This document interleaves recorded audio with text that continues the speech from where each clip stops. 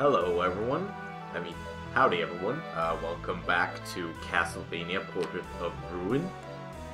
In the last part we did some side quest stuff, and in this part we will be tackling another painting world.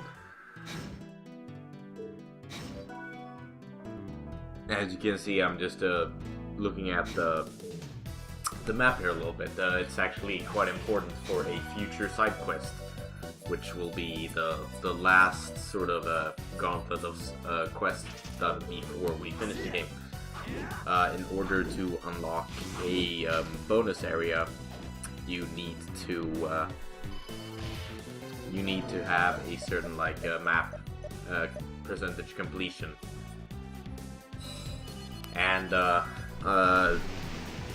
as a trend that started in Symphony of the Night, I believe, since there are many maps throughout the whole game, you can get more than 100% map completion rate, since each map has 100% map completion to be done. Therefore, you can get 100% for the Dracula's Castle, you can get 100% for any of the painting worlds, and it all adds up. In order to get the last sort of bonus area, I think you need either 777 or 888 total map completion, which is pretty neat. Of course, I'll be showing off that bonus area as soon as we unlock it, which will actually be in a couple of parts, I believe. Otherwise, we'll just be moving through the Master's Keep here, checking out some areas we haven't been in, like this one with the Wyvern, which, not a tough enemy, it's kind of whatever. The weapon I am equipped with right now is the Alucard Spear, which is a weapon from this game's sort of predecessor, I guess, as well as, other Castlevania games. I'm talking, of course, about Castlevania Bloodlines for the Genesis, which there's a lot in this game that kind of references that game. For example, the main characters, Eric Picard and John Morris, are referenced in the story here. Of course, we know Eric Picard as the Wind, or the quest giver, or whatever you would call him. And John Morris is, I think they mention him, or Eric mentions him as, having fought beside him in the Great War or something, I don't even know. Here I'm showing off the Ice Elemental Sword, Rahab's Frost. It's, it's alright. The extra elemental damage is good for enemies that are weak to that damage, but, for just pure attacking, I like Agni's Flame a bit more, because it does 2 hits instead of 1, so it kind of has that added punch, which is nice. Of course, here we have, all the paintings. We've already conquered 2 out of 4, and we'll be going into the third one now. A bit, here is, as you see there, I had to superimpose the text there to sort of show, because I have already been in this world. This is part of where I did some off-screen questing, or I did one quest here to get an item that's very essential. Of course, I will be showing off in this video sort of what is required for that quest. Actually, as you can see on the map, I barely explored this painting world either way, because the item you need, or the enemy you need to defeat, is at the far left end there. I have no idea why I stayed in the menu there for so long, but whatever. Huh. Now, this world is obviously the sort of dark equivalent of Sandy Grave, and it's kind of uninspired. I feel like this one is the worst offender of the world that's just kind of it's like a carbon copy, or not a full carbon copy, but there's not a lot of differences to Sandy Grave in this in the Forgotten City, which kind of sucks. I don't know. I mean, I guess the aesthetic is nice. I don't particularly care for this world. It just feels like this is the one they spent the least time on. Here we have like a sand hole or a sinkhole. There's one of those big worm enemies that you see in Sandy Grave, but and also here is the thing, the King of Birds. That enemy spawns. It has a 1 out of 9 chance to spawn, and when it does, you have to kill it quickly to complete the quest. Find the King of Birds, I believe. And that quest gives you the Thieves Ring, which increases drop rate, which is very, very useful for grinding, or finding, grinding for items basically. And combine that with the Luck Ring or the Luck Up spell, and you get a much higher drop rate, which is pretty much essential because grinding in this game, oh god, it can be so tedious. Especially when you have such bad luck that it's like a 3 or 4-star item, but it just never wants to drop. Which, oh, believe me, I have had some terrible, terrible experiences with that. Hey, I mean, at least we have the Vampire Killer now, or the upgraded Vampire Killer, so I mean, that's good, right? I mean, that does a lot of extra damage, it's nice. Of course, there are a lot of other weapons that are stronger against, or better suited for other occasions, but yeah. And as you can see here, the layout is basically the same as Sandy Grave. You have you just have like this pyramid thing. The only difference is that now you enter from the top instead of from like the left. And I don't know, I don't like this painting world that much. The enemies are fine, sure, but it just I don't know. It's not as tedious as the, oh god, now I don't even remember the name, but the dark equivalent of the Nation of Fools, the like circus world. That one is a bit more tedious because you got a lot of like traps and stuff, and the boss is a pain in the butt. But other than that, I don't know. This one just feels kind of eh. At least the boss in this world isn't that bad, and I think that's good.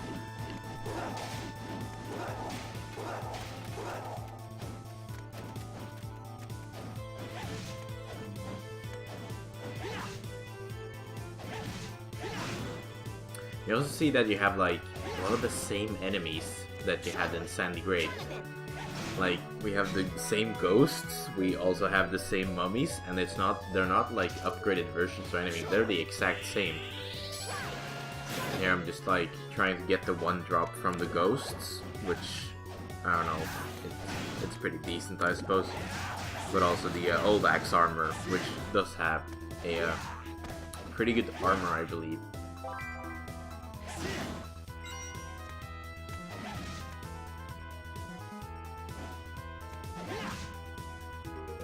And here we get the ghost drop, the summon ghost spell for Charlotte, which is one of the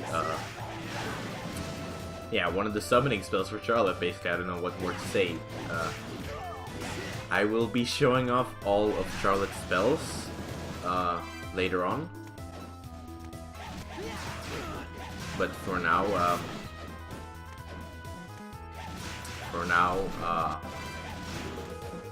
I'll just keep that on the back burner. And then we have another spell there, the Berserker spell, which increases strength, but you're restricted to only attacking, which is fine because honestly I don't use the sub weapons that much. I mean, except for like mastering them or whatever. But other than that, I don't know. Don't really get a huge use of sub-weapons, so the Berserker spell might be useful, but honestly, I don't know. I feel like I don't use Charlotte a lot. I mean, I've started using her lately because she does have a huge advantage over Jonathan. She can dish out a lot of damage with her spells, which is interesting because I don't feel like a lot of people give the Charlotte character a lot of like attention, even though she is super overpowered, which I will be showing off once we show off her spells and stuff. But yeah, like, Charlotte has a lot of good, like, spells and stuff. It's pretty insane. Now we have this enemy, Laura, I believe? Yeah. And, yeah.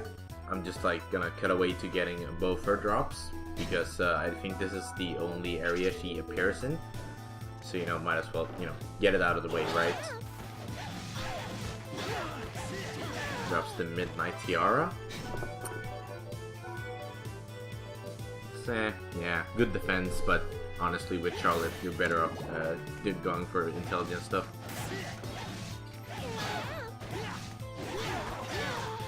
And then the cocktail dress, which, again, I don't know. I feel like maybe you're supposed to go to this area earlier, possibly. Because it's like, it's a pretty meh item in terms of equipment. Of course, there's always like better stuff to be gotten from, you know, enemies and such. Or even just from exploring, which is fine.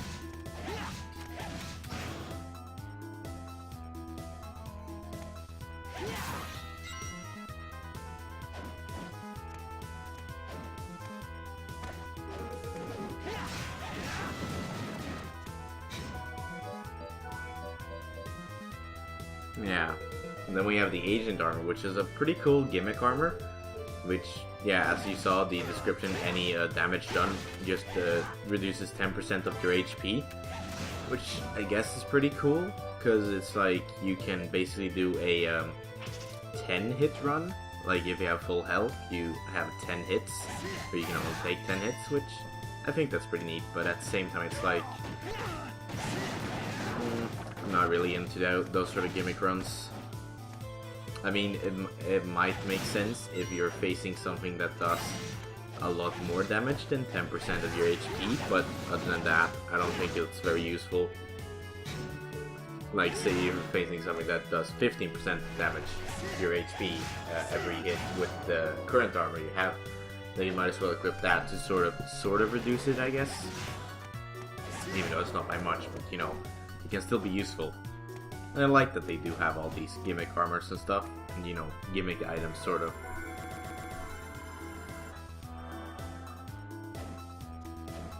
And yeah, here we see that we have basically the same like setup. Yeah, it looks almost the same as the Sandy Grave pyramid entrance. But there's also something up there that we need to get, or we don't need to get it. It's actually one of the optional relics, which, you know, you can use the owl morph or whatever to get it. It's actually a pretty cool relic. It's something that's been in many of the other Castlevania games. It's basically a very like fast vertical uppercut. And you can use it to damage enemies, but honestly, it's just better used to sort of like offset the owl morph, as it's a much faster way of traveling vertically, which is pretty cool, if I do say so myself. And here I'm just going to farm these lesser demons for the Skull Ring. The Skull Ring, as I will show off here, if we can find it, it increases your stats by a lot, but it also makes it so that you're constantly cursed, which means that you can't use magic or sub-weapons. Which is fine if you're Jonathan. Again, I don't really use his sub-weapons a lot, so you know, I could use that, but at the same time, I don't want to be constantly cursed, because it also means that, you know, if I want to use something as Charlotte, like a spell or whatever, I can't do that.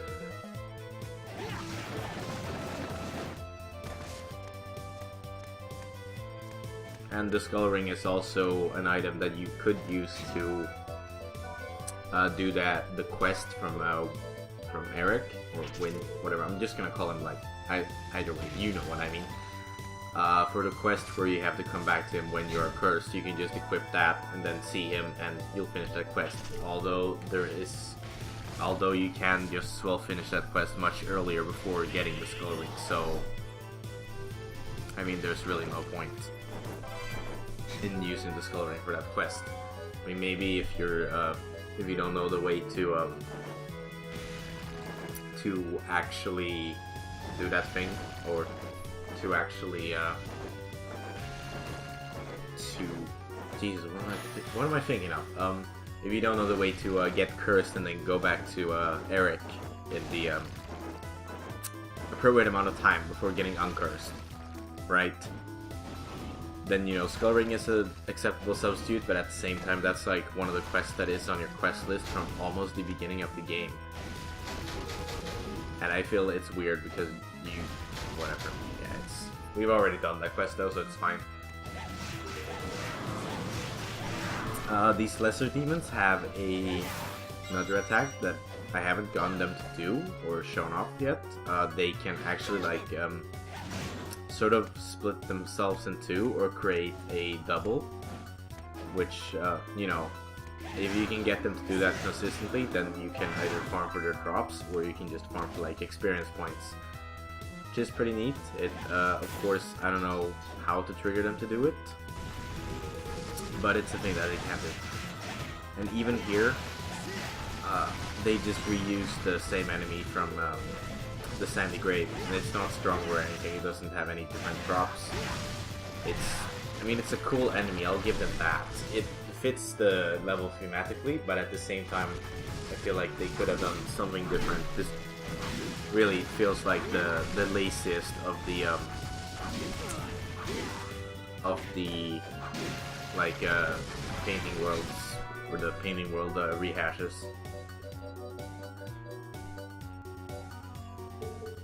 And again, its drop also sort of like shows that, oh, this is an enemy from a much earlier area, because its other drop sucks ass.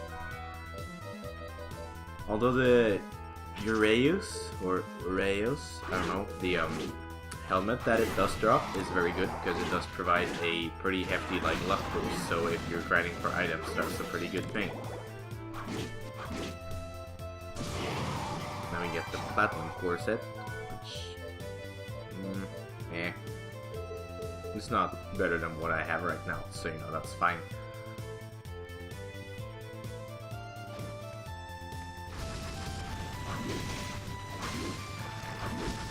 Like, see how easy these enemies are compared to when I was fighting them in Sandy Grave. Now I can like 2-hit them and, you know, they just die instantly.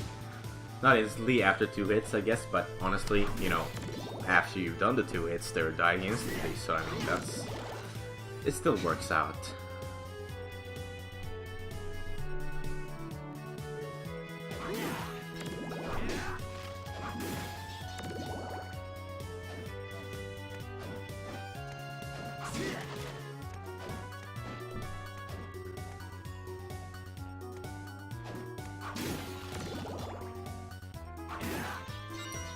We've also seen these Jacobones in the Nation of Fools, I believe, and it's no, I think they're only in the Nation of Fools actually, if I remember correctly. But they drop the Adrenaline Gear and Spoiled Milk, which, Spoiled Milk, goddammit, why? I don't get why it's like you have enemies that just drop like food items that are like objectively bad. Like stuff that gives you debuffs, or stuff that just straight up cuts your HP in half or whatever. I mean, that's terrible. I don't know, because it feels like you're grinding for a long time and then the item they drop is just like shit. It's, I don't know. I don't really approve of that. I think that's something that shouldn't be a thing. Especially when, you know, you have this like shitty luck and you're just trying to like grind a monster for a certain drop that just won't drop, even though it's a high, like, has a high drop rate. And then, you know, it drops and oh, it's like rotten bean for, and then you're like, well, that was a waste of time, but it's needed for the 100% completion, of course. Which, I don't know, I'm so skeptical. You can tell I've become like more cynical throughout this playthrough. I just start like criticizing a lot of stuff, but honestly, I don't know. I like this game. I really like it.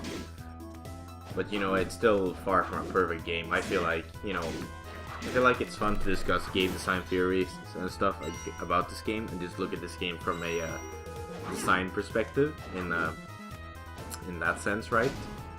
So, you know, forgive me if I come off as sounding a bit negative or whatever, but honestly, I'm just criticizing this game because I really like it, and I want to, you know, see it,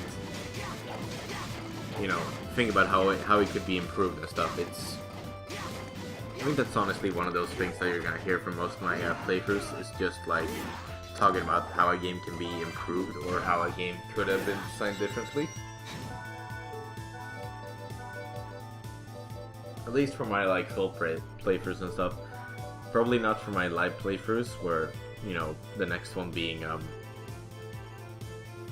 some game.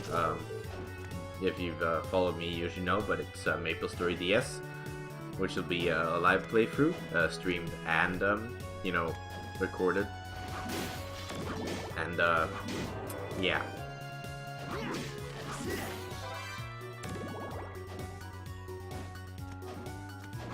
But yeah, for like playthroughs like these, where, you know, I go through the game in its entirety, I don't know. I really like thinking about game design and stuff, especially as I am a game developer of my own, and, you know, I like thinking about game design and stuff. I don't know, there's not a lot to say about that, honestly. Even though I just like milked the fucking subject for a couple of minutes now. I'm just gonna... I don't know, this area is just so bland and boring. Like, even Sandy Grave was kind of, like, annoying in a sense. Of course, this one isn't as annoying, because it's just reusing the same enemies as well, so you're stronger. But at the same time, it just feels like, it's kind of whatever. Of course, you have the Quetzalcoatl, or Quetzalcoatl. Because I don't even know.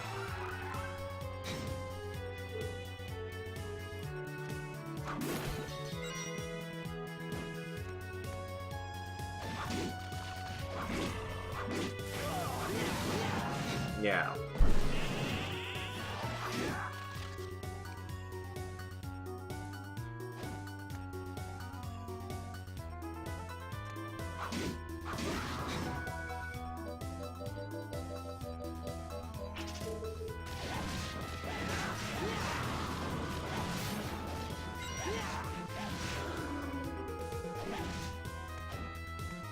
We actually don't have a lot of like parts left of this game. Actually, after this we have one more painting world, and then it's just finishing up side quests, and then the big painting in the middle, and then, you know, we're going to go through with the final boss, and then we'll be done. Which is pretty interesting, you know. So I'm looking forward to it. I hope that you are as well, because honestly, the end game of Porter Rune is probably like the most fun. Save for the painting worlds, but the last couple of boss fights, as well as the sort of secret or the bonus area that opens up after you've hit a certain map completion percentage. I mean, that's the kind of stuff that's, you know, a lot of fun with this game. And then, you know, finding all the spells, stuff like that. Also, wow, I apologize for that Windows sound. That was on my end, so don't worry if you thought that was yours. Here we have the boss door and a save room, obviously. Although there's more stuff to explore here. You've got a MP max up and an HP max up right here, which is pretty nice. I mean, I appreciate that.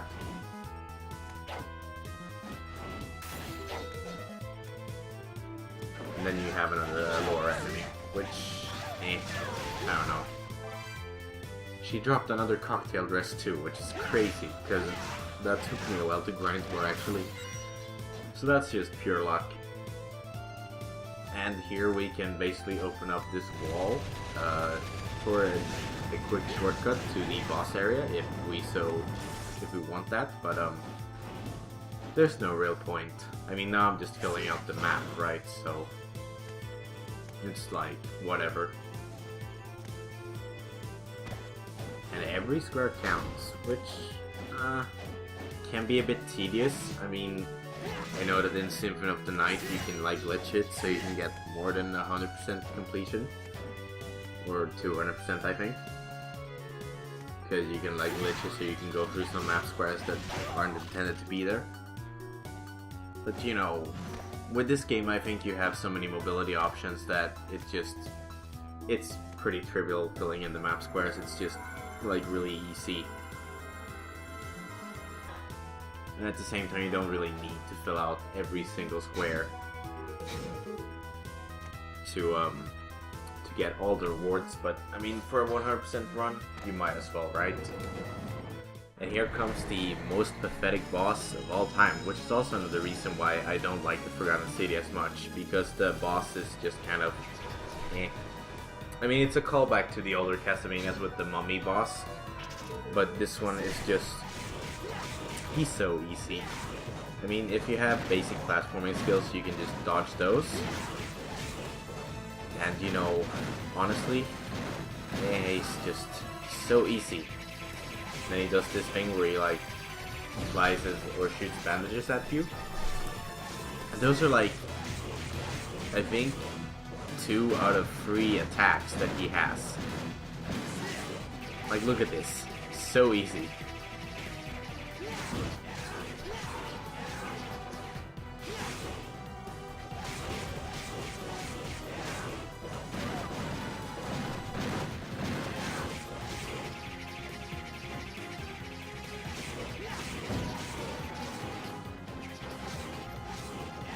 There we have his last attack, the trying to like impale you through the wall. Whatever, again, super easy. I mean, again, cool that they like have the mummy or whatever, because it's a staple Castlevania boss, but at the same time, he could have been different, and now he just like shoots the blocks in a different formation. It's still the same attack. If you can dodge them that way, you can dodge them the other way. I don't know. This is just such a lackluster world, and there you go, he's dead. Nothing more to it. So, you know, hey, good job, you killed the mummy. Great. Amazing. I know I sound super negative here, but, you know, whatever, right? And then here you can get the Holy Mail, which is... it reduces damage from holy attacks, which, I don't know. There aren't really that many holy monsters, or holy attribute monsters in this game, so whatever. And here I'm just like going to fill out some of the map squares off screen, but I'm gonna cut back to the Master's Keep. We have one more painting world to go, guys, and then we can enter the big painting in the middle, but that's for next time. Thank you for watching. If you like this video, please leave a like. If you dislike this video, please leave a dislike and a comment. Or, you know, you can comment anyways, whatever. See you guys next time.